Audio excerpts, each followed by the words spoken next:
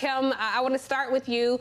Your makeup, yes, I see it, I feel it, I love it. You look amazing. But I want to get your take on this landscape, the firing of Samantha Bee, the quitting of Desus and Mero, and then there's the impending exit of James Corden, and now Trevor Noah's goodbye. I'm just curious, from your perspective, what you think the future of late night is, because you've been in this business a while. I've been watching you forever, and I'm sure you have a very interesting take. Well, first of all, I love Trevor Noah, I really do. But I just really hope that The Daily Show considers other options, but, keeps it kind of ethnic. What about a woman? Yeah. I think about the changing times and the show. And I feel like Trevor, it was time. It was time. He's a stand-up comic, and a lot of times stand-up comics, we get to go on a show, but we really don't get to say what we want to say. And I believe that he's been out on the road. And when you go back out on the road and you get a taste of a live audience, I believe he wants to just go back out there. Let me tell you something. Sometimes you got to leave a show. It's like a bad breakup, but I leave breakups all the time. He's been on that show for 7 years. It is time to go, because sometimes a show will break up with you. So he needs to leave while he's on top. And, I hope that they consider, someone else, maybe Lou Nail, Amber Ruffin, myself. But I mean, they talk, Roy Woods Jr., but we do know that comedians make the best late night talk show hosts. They do. They keep it real. Well, I want to say Roy Wood Jr. is on the show today. He's coming up later in the hour. So for our viewers at home, stay with us. And I agree, Kim. And Kim, if they give you that show, please let me come on and be a co-host. I'm funny sometimes. I'm not funny like y'all are funny, but just let me come on like once a week. I need more than 2 hours of TV. So just consider me, please. But you're good, girl. You can come on. You're good. And hire you a couple writers. Let me tell you something. Matter of fact, we could do a double team, me and you. I love that idea.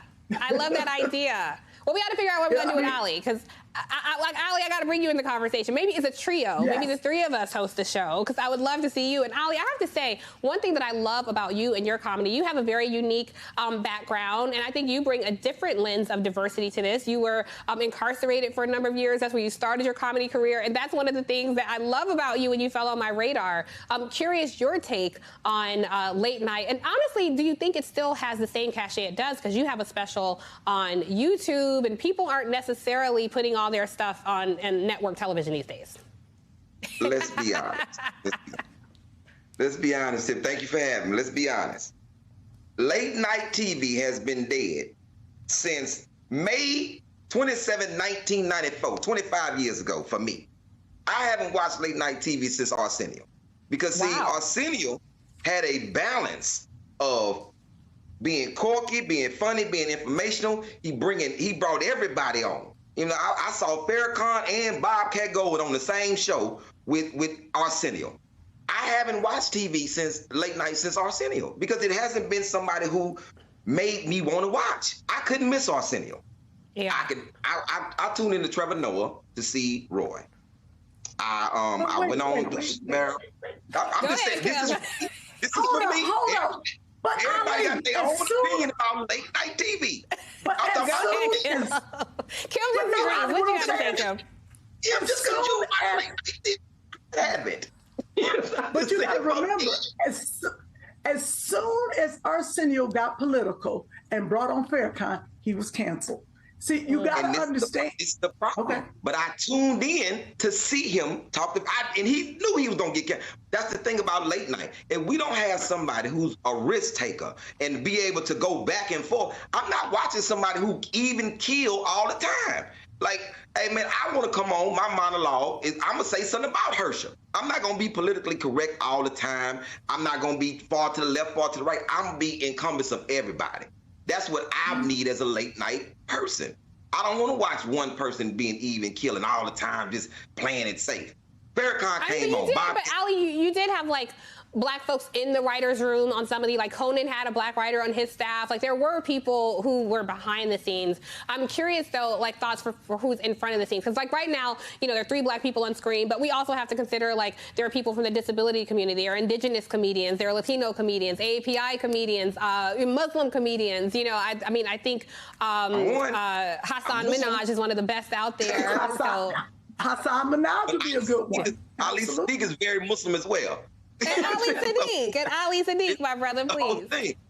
And you, I'm gonna talk to the disabled. I think that's what we need. We need somebody who's gonna bring everybody in and not just play it safe to their angles. And how many disabled comics that can come on and have fun with people? You know, I think they put people in a box. Just because you're disabled don't mean that you have to come on and be in that box of just, I'm just, man, I watched the thing last night about the Special Olympics, how the whole thing came.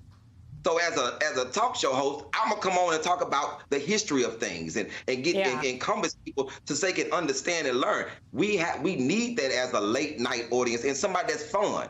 Bring me an informational person that has the same splash as in Living Color. Because everybody watches. And Living Color classic. Well, we're running out of time, but Kim, I just want to leave you with the closing thoughts. But before you say that, I just want to say I love you. I loved you. Curb Your Enthusiasm was one of my favorite roles I've ever seen you play. It's a classic. I still watch that. And I unfortunately could not be stay. I was in LA, but I couldn't stay for David Arnold's Celebration of Life. But you and Chris Spencer did such a wonderful job. I watched it on YouTube, and you all did a wonderful job celebrating him. So R.I.P. David Arnold. I appreciate that. I don't want to cut you off, but I just want to make sure I have a podcast called Kim coming out on Audible, an Audible original. That's the one that's with Lena Waithe that we did. That's the one I want to make sure that everyone on October 20th goes to Audible and gets that. And it's just called Kim, K-Y-M. But thank you, Tiffany. David Arnold was truly my friend. Yes, when we talked, he said, I want to make sure you meet Kim because she's from Ohio as well. And you guys should meet and talk. And so I'm happy that we're doing it here on this platform. And you guys will have to come back. I loved having you on. If we're in the same city, we have to be together on set. So promise me that you'll come back soon. Both Ali Sadiq and Kim Whitley. Thank you guys so much. I appreciate it. All right. Thank you guys. Thank you, Lily.